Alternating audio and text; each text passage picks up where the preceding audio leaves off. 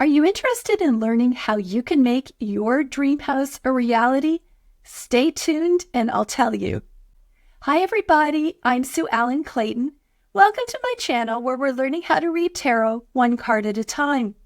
In today's video, we'll be using a 3-card spread to answer the question, how can I fulfill my goal of living in my dream house?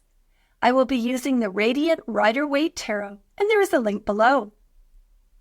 This question was posted anonymously online from a woman who envisioned living in a specific home on a specific property in the near future. She wanted to manifest her dream house and learn what actions she needed to take to make that happen. Her question was, how can I fulfill my goal of living in my dream house? For simplicity's sake, I'm going to call the querent Ella. Ella did not mention using a spread. However, I will be using a 3-card steps, thoughts, actions spread. Card number 1 provides steps that Ella needs to take so that she will get her dream house. Ella drew the Queen of Pentacles. Card number 2 is thoughts that Ella should keep in mind as she moves towards her goal of owning her dream house, and Ella drew the Emperor. Card number 3, actions, highlights the actions that Ella can take to make sure that she gets her dream house, and Ella drew the Queen of Wands. So let's look at my first impressions. We see 3 people wearing gold crowns and sitting on thrones, 2 queens and an emperor. They are looking in opposite directions. The Queen of Pentacles is looking toward our left, which would be the past. The Emperor's body is facing straight ahead, although his eyes are looking toward our left, which would be the present. And the Queen of Wands is looking towards our right, which would be the future. There are animals in all 3 cards. The Queen of Pentacles has a rabbit in the lower right side of the card and goats on her throne. The Emperor has ram's heads on his throne in the upper corners and on the armrests. And the Queen of Wands has lions on her throne and a black cat by her feet. The Queen of Pentacles is holding the pentacle with both hands and leaning over it. The Emperor and Queen of Wands are sitting in very similar poses and each have an object in each hand. We see blue mountains behind the Queen of Pentacles, yellow mountains behind the Emperor, and pyramids behind the Queen of Pentacles. The mountains all indicate that Ella will experience obstacles along the way. Now let's look at each card individually. Card number 1 provides steps that Ella needs to take so that she will get her dream house. The Queen of Pentacles is the most nurturing of the court cards. She is someone who is very focused on the physical parts of life, such as taking care of your health, earning a living, and creating beauty in your home and property. She is someone who is very emotional, compassionate, and caring, but also very grounded and dependable. Ella seems to be very focused on getting her dream house, as we can see from the image of her focusing on the coin. To achieve this goal, Ella must make health and finances a priority. First, let's talk about her health because that often gets overlooked in this card. Getting her dream house is a wonderful goal, but she can't work herself to death in order to get there. She doesn't mention having a partner, so I'm assuming that she is financing this house herself, which adds some more pressure. She needs to balance her life by spending time in nature and resist the temptation to work 24/7. I see this as her biggest obstacle. In terms of managing her finances, the Queen of Pentacles is known to be good with money and financially independent. I have heard it called the self-employed card, so Ella may own her own business. Ella is someone who is practical and likes working with her hands. She makes her money from working hard and not from inheriting family wealth. Other than remembering to focus on nurturing herself and her health, I think Ella needs to continue on her current path of working hard and making money. Card number 2 is thoughts that Ella should keep in mind as she moves towards her goal of owning her dream house. The Emperor is a very masculine, no-nonsense leader who ruled a large political area that usually included a diverse variety of kingdoms that consisted of different ethnic groups, cultures, religions, and territories. The Emperor would rule over the kings and queens and make decisions related to trade, taxes, and the military. He knew the importance of systems and organizations in keeping control. One thing I notice about the Emperor, in contrast to the two queens, is that his throne is very practical. It's decorated with ram's heads, which represent Aries, the first sign of the zodiac. Aries is related to being a leader, ruler, or member of government.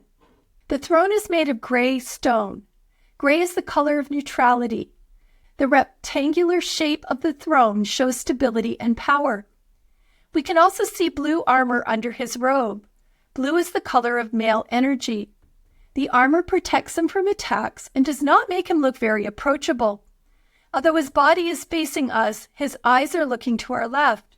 So it seems like he is constantly surveying his kingdom for threats, and he's ready to fight if needed. The message for Ella is that she needs to focus her thoughts on her masculine side and being a strong leader, not on her emotional side or feelings of compassion. Ella also needs to be organized so that she can keep control of everything that she has going on. She needs to be aware of problems and on the lookout for them, and be ready to jump in and solve them as necessary. Well respected, the Emperor was not a warm and fuzzy leader, and I think this will be a challenge for Ella. She will need to wear a modern-day version of armor for two reasons. First of all, to cover her heart so that she can make logical decisions.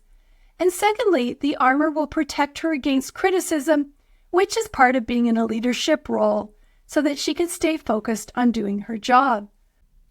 You've made it this far in the video, and I wanted to stop and ask a favor if you're not already a subscriber, and that is to please hit the subscribe button.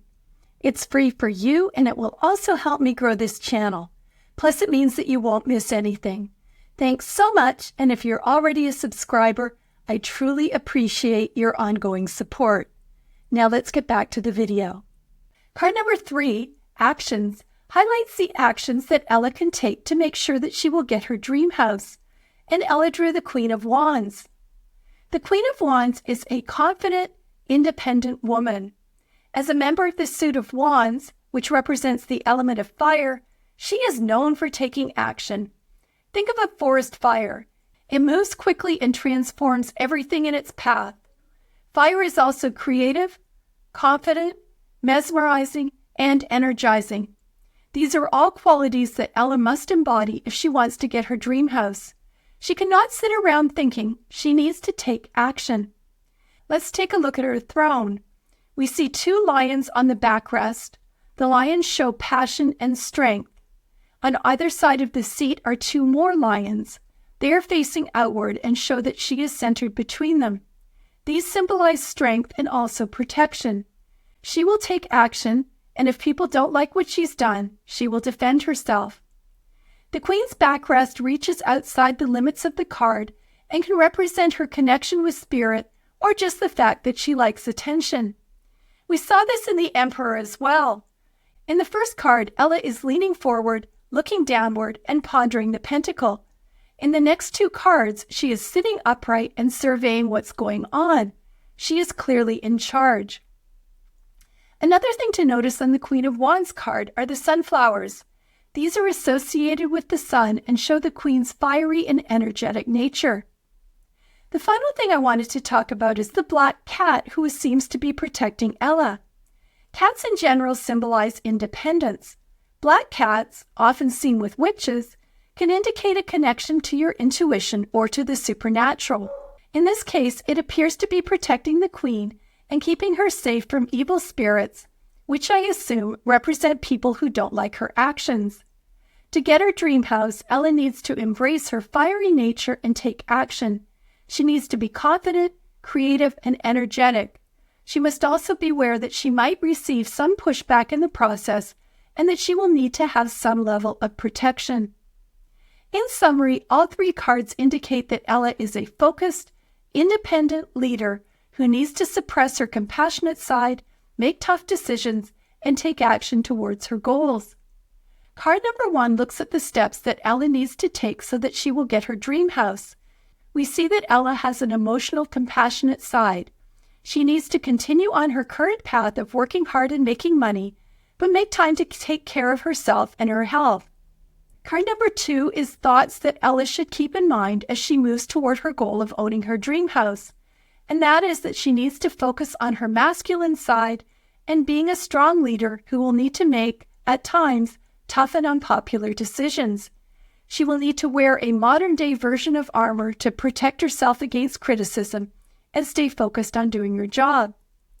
Card number 3 highlights the actions that Ella can take to make sure that she gets her dream house.